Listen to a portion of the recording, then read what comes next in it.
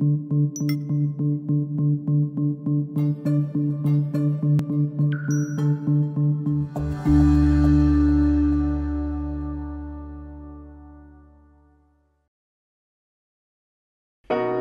to The Road to Innovation, powered by the Kleinert Foundation.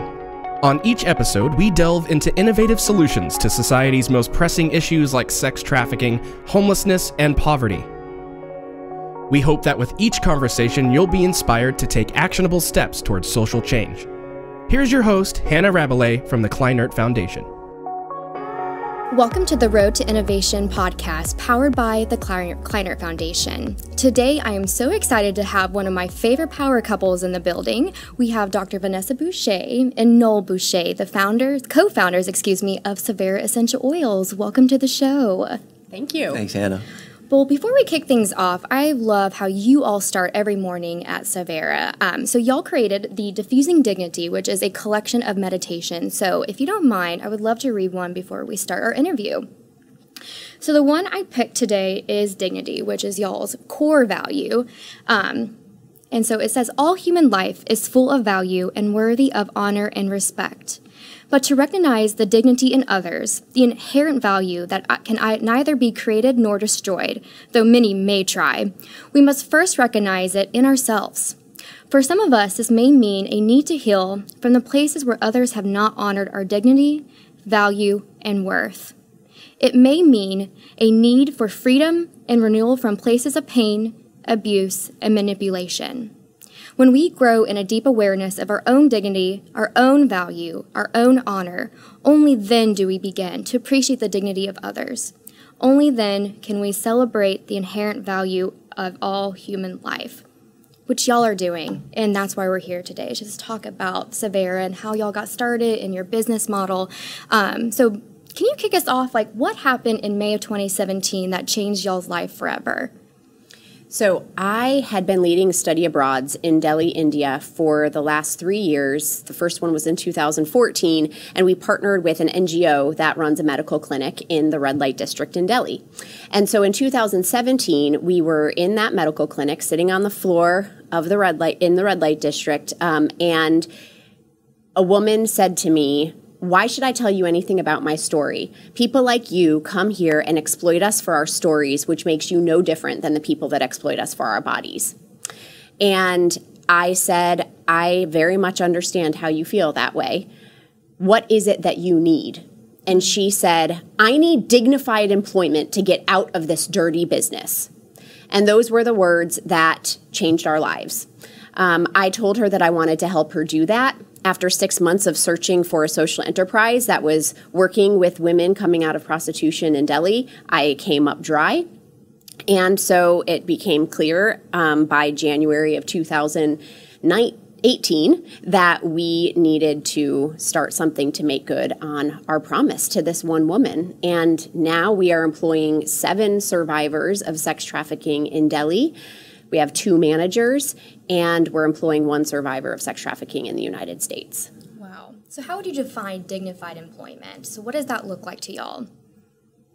Well, we didn't at first, and that was, part of the story. I wasn't there in Delhi when that meeting occurred, and Vanessa came home, and I remember when she told us, told me and our 2 daughters about that meeting and the impact of that. Because these meetings, you got to understand, obviously, these are individuals who are severely traumatized, and usually there wasn't a lot of engagement. So to have someone so boldly look her in the eye and stand up with a sense of self-worth and dignity and demand that was very, transformative for everyone that was in the room. And she came back and was kind of haunted by that. I made a commitment.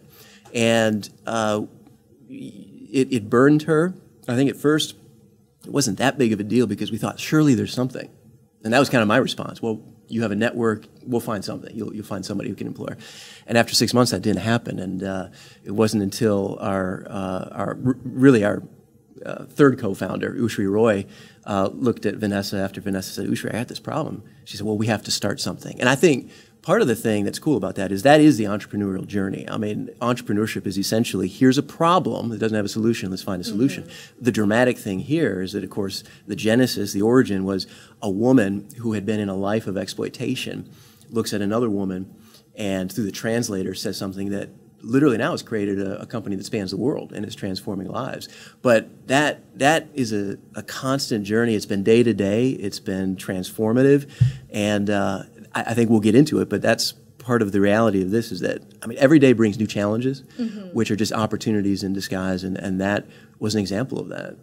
In dignified employment, I would say, when I think about it, I think, what do I expect in a job?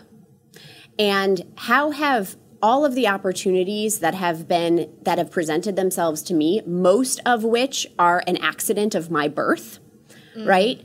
How can I then create opportunities for others?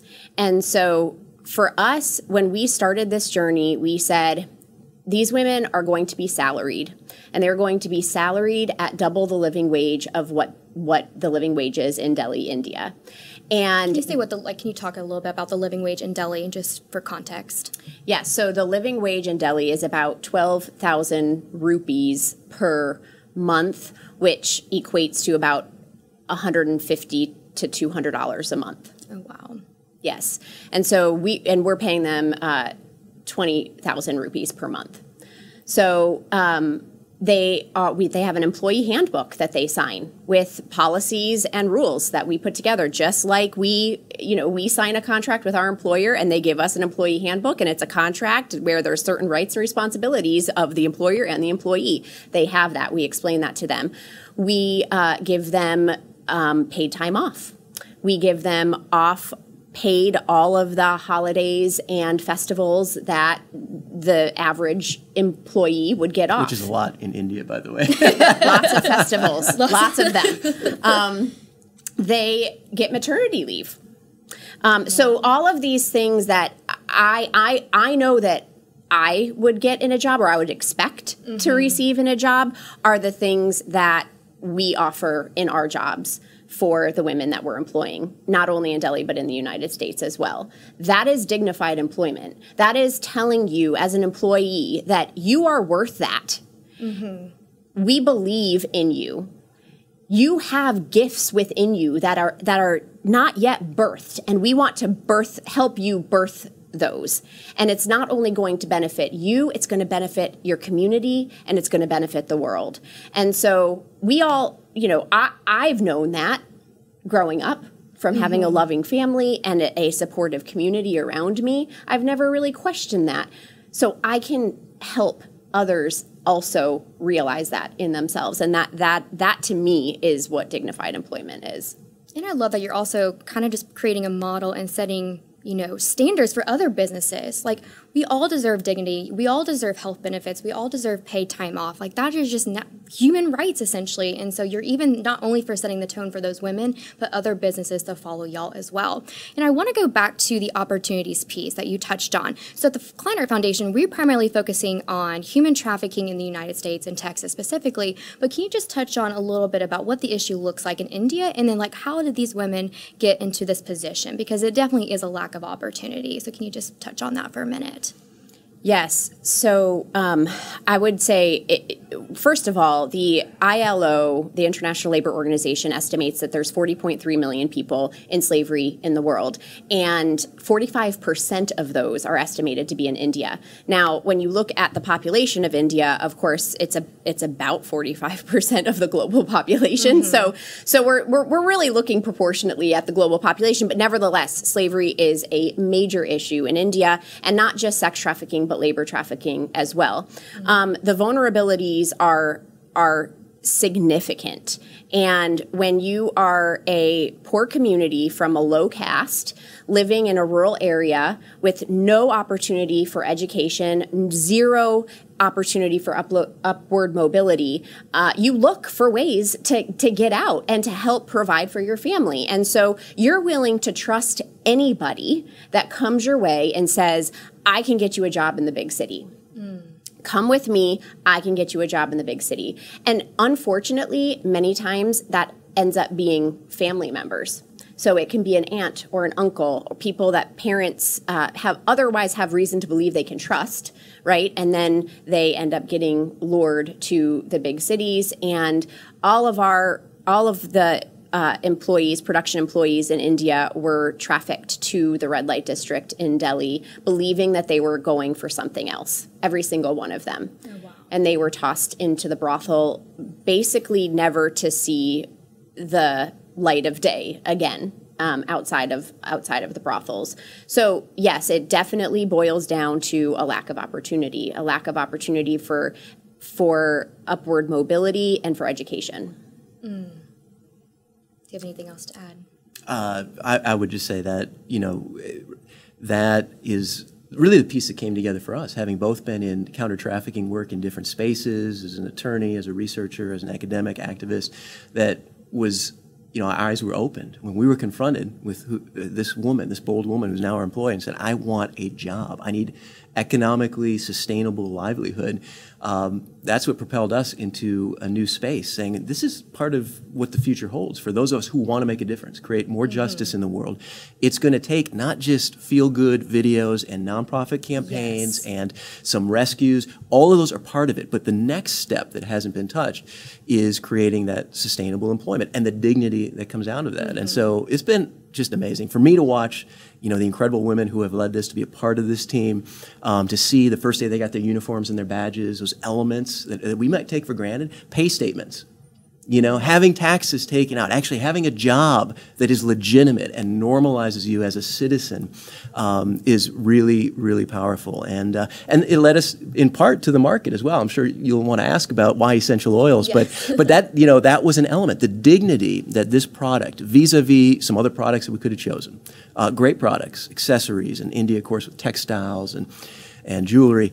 We said we need something that is going to, be a space that nobody's in yet in a real way in terms of social enterprises, B, that has real market opportunity, and C, that can create something new, that can literally be diffused, literally create an environment that is dignified, that is healthy, that is that just proclaims wellness, hence essential oils. Yes. And because of the lack of opportunity, y'all have created a human development model called the PIES approach. And so can you talk about that, how you developed it, and what does PIES stand for, or what does it mean?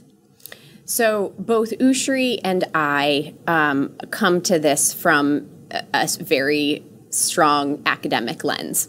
And so we said, okay, we believe, and we hypothesize that on the basis of... Academics, they use words like that. Yes, we hypothesize that on the basis of our production employees taking a job with Savera, we believe that it's going to significantly change not only their lives, but the lives of their communities, and then the lives of the world, because of the skill set that they will then be able to contribute to the world. And so we said, but we want to figure out a way to monitor and evaluate that in a systematic manner.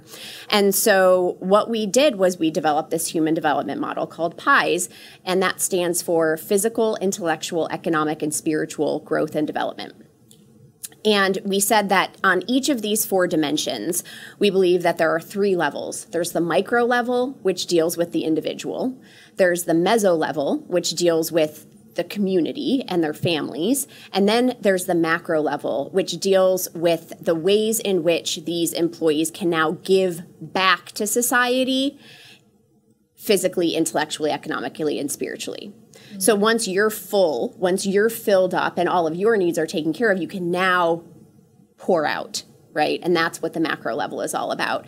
And so when our production employees first take a job with Savera, we take a baseline assessment, which is a survey essentially of where they're at on all 4 of these dimensions. And then over time, we continue to monitor them on these dimensions, and we have our sort of theory of how we want to see them progressing. And so the great thing is that we want to develop a model that was replicable to other organizations that are similarly employing vulnerable populations. It doesn't have to be survivors of exploitation. It can be any vulnerable population. And frankly, when Ushri and I created this, we said, this is a model for all human beings. Yes. This is a model for me, right? When I think about my current health and development, how am I doing? How am I doing physically, intellectually, economically, and spiritually? And am I at a place where I'm now able to give back? Or am I still stuck in this micro space of like my own healing, right? And what steps do I need to take to get out to that macro level so that I can start contributing back to society? And so that we developed it so that we can, in a systematic way, do that for our own production employees, but we also are looking to publish this and make it available to any organization that's working. And we think that it's a really powerful tool to measure the way in which vocation and job can be used for healing when it's in the right environment. That's powerful. We'll keep a lookout for that. Do you know when it's going to be published or have any idea? Are you still working on it? We're still working on it. And, our first 7 production employees in India are kind of the guinea pigs of us testing it and piloting it. And then we continue to tweak our surveys and our evaluation tools. And then once we're comfortable with where we're at on those, we are going to be publishing it and making it available. But the whole reason for the Diffusing Dignity Book of Meditations was because part of our spiritual component of the module is starting the day in a reflective state of mind. Starting the day where in a unified state of mind. And so we'll sit in a circle and light a candle and be meditative and reflective and unified in that, so that when we start off our workday, we're not starting off in a hurried, fast-paced, stressful environment. Rather, we're starting off in a peaceful environment to say, the whole reason why this company exists is for you, is for me, is for us. And we need to make sure that we are good inside before we start getting all harried about the things that we need to do on the outside. Because Delhi traffic is very hectic. So if you've ever been there, you need to calm yourself before you enter any workspace or anywhere. And very hot. Yes. And we could keep going. Yeah. But we should probably also mention that, when we launched, we had a group of our first employees who came to us through our NGO partner, Shakti Vihini, which they've done for 2 decades. Incredible work and courageous work. And were it not for them, Savera wouldn't exist. But this first group of employees, we said, hey, you guys are stakeholders, our primary stakeholders. This is our purpose, our raison d'etre, our reason for being is to provide you dignified employment. We said, we want you to name it. So they came back the next day on a Skype call and said, we've chosen it. It's Savera, which is a Hindi word meaning dawn or new beginning. And that kind of flows into the ethos of the meditation book, of the PIES model, that every day is a new beginning. Every day is a new dawn. Every cycle, and its continuous cycles of healing, are there for us. And that flows into our corporate values, which are dignity, integrity, and excellence. And that's one thing I love, because you can see just the latent talent that this whole enterprise has kind of emerged, not just in our employees who have come out of a life of exploitation and poverty and marginalization and are now thriving, but everyone else who's come to the team. We are all experiencing new beginnings, and we're experiencing new beginnings as we diffuse these incredible 100% pure USDA certified organic oils. And it just creates this environment that is about healing and ultimately excellence. Excellence in the West, we like to bandy that about. And it's kind of like, we're going to be the best. We're going to keep innovating. And that's true, but excellence literally means to rise up. And so that's, again, part of what Savera is. It's a rising up every single day. So why essential oils? You have the big brands out there. You got, everyone kind of just on, they've kind of chosen their brand. Why did y'all decide to break into that market? How has that been for y'all? And also talk about the healing these women are having, experience just the natural, just wellness of essential oils. So there were several criteria that we started with when we were just ideating about, okay, we're going to create something to give women employment. What is that something? And so the criteria were, number one, we wanted something that was deeply rooted in Indian culture and tradition. Number two, we wanted something that was in the health and wellness industry, preferably something that by virtue of the women working with this product, they would experience some kind of healing themselves. Number three, we wanted a product that was in a growing market where there was room for a socially conscious brand option that didn't currently exist. And so given those criteria, we essentially landed on either tea, spices, or essential oils. And we ended up on essential oils mainly because of the growth in the projected growth of market demand. So the essential oil industry is anticipated to grow 10% per year for the next 10 years. Oh, wow. And so there's significant room in that marketplace for a socially conscious brand to enter in and to do things differently from the way things are currently being done. And so there's various things that we have decided to do in an extremely intentional way to set ourselves apart as a brand in this growing market space. And what are those things? Is it the Petals Promise? Is that how y'all kind of formed it? Can you talk about that? Yes. So the Petals Promise is our quality guarantee promise regarding the quality and the integrity of our product. And so Petals is an acronym. And it kind of goes through the entire process of from planting the seed planting the seed for the plant to sprout up, from which your oils are then distilled, all the way to our shipping and using 100% recycled shipping materials. And so our Petals Promise is essentially, it goes planting, extracting, testing. Testing is a really big one because many of the largest essential oil companies don't make their tests of their oils publicly available. And that is a lack of transparency. There's a lot of really, really poor quality essential oils on the market. And so in order to ensure that you are getting what they say that you're getting, you should demand that you have accessible test results as a customer.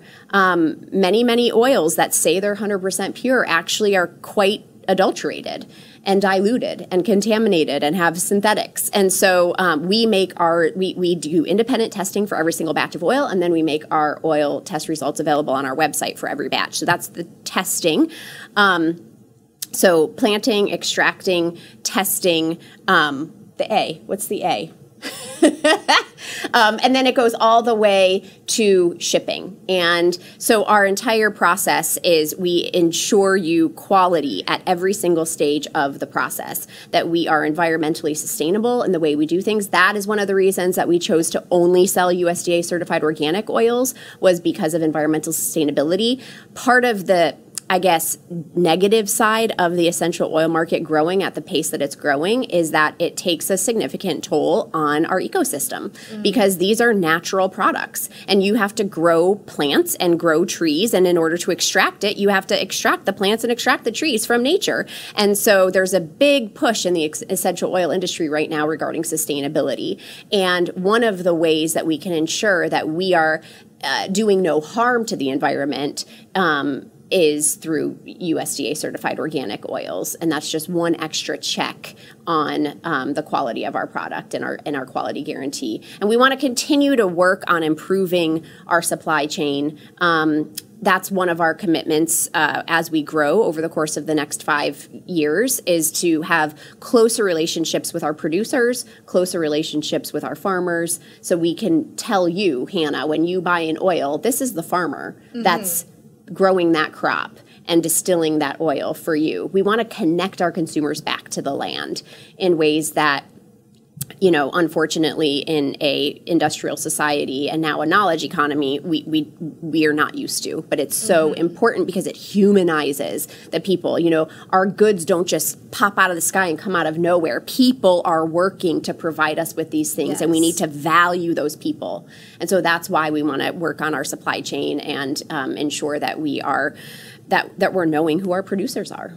And the product is amazing. I definitely smell the difference, and I'm not just saying that because I'm such a huge fan. When I open, especially the eucalyptus, I think that was like one of the first essential oils I smelled from y'all. And I opened that up, and I was like, I have never, you could just smell the pure, I was like, this is what really organic really should smell like. And I just cannot believe that it just is such an elevated product. And I think y'all have proven that. And now I'm like, exactly like questioning everybody else. I'm like, what else is really, truly organic? And so I just really admire that about y'all, trying to be like just honing in on that transparency, which we need to ask more companies to do. And I love that you're leading the charge in that regard. I love how we had a conversation earlier about how Everlane, they have like the GPS tracking on where their manufacturing are, and you can go see that. And I know that's something y'all are working towards as well. But what else makes y'all stand apart as a company, especially in the essential oil field? Well, I mean, really, from the get-go, we said we want everything to stand apart. We want to differentiate this enterprise in the way we're formed. So we're formed as a public benefit corporation, which is a new corporate model that, you can think just in kind of shorthand terms. It's a combination of nonprofit and for-profit. So we need to create a sustainable enterprise that's going to create dignified employment that has a social impact, in this case, that dignified employment. So Benefit Corp allows us to do that. We have shareholders. And we are dependent not on donations, but on actually producing an excellent product that our sales revenue will sustain us into the future. And yet, our company, from our shareholders to our board of directors to our employees, is focused on that social impact of countering the injustice of human trafficking by creating dignified employment.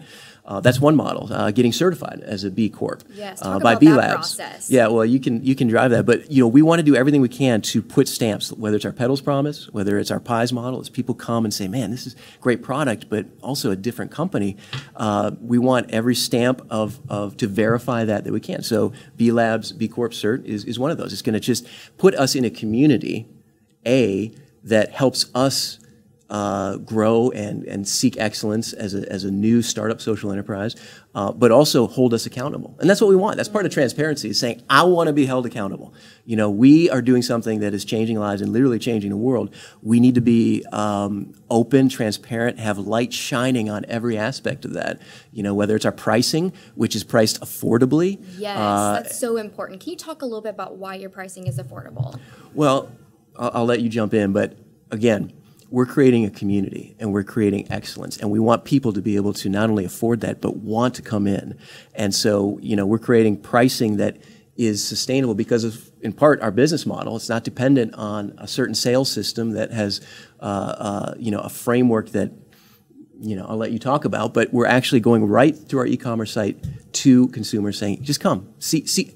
We're open to the world. Everything on our site, everything we're doing, all the people that we're employing, the ways we're doing it, our financials, right here, and you can get an affordable product that is premium. Yes. Premium. I mean, that's what sets us apart. So we want to compete on everywhere, including that pricing. I said this at a market that we were at recently, and my friend said, never say that again. But basically, our pricing is low because we really want to democratize essential oils, quality essential oils. In other words, everyone should be able to afford this healing product, this product that is so good for you for so many reasons. And so just like we have food deserts, right? We have essential oil deserts where certain populations could never in their wildest imaginations even think about affording a 10 milliliter bottle of oil from two of the largest companies. They just won't ever be able to do that. And so I stopped using those because I couldn't afford that. Right. It is ridiculous. And you have to go through somebody, and there's so many hoops and barriers to wellness. And I just love how you brought that to the everyday person, that just even having a couple is way more affordable than just buying one little bottle from somebody else. Right. So that's a passion of mine.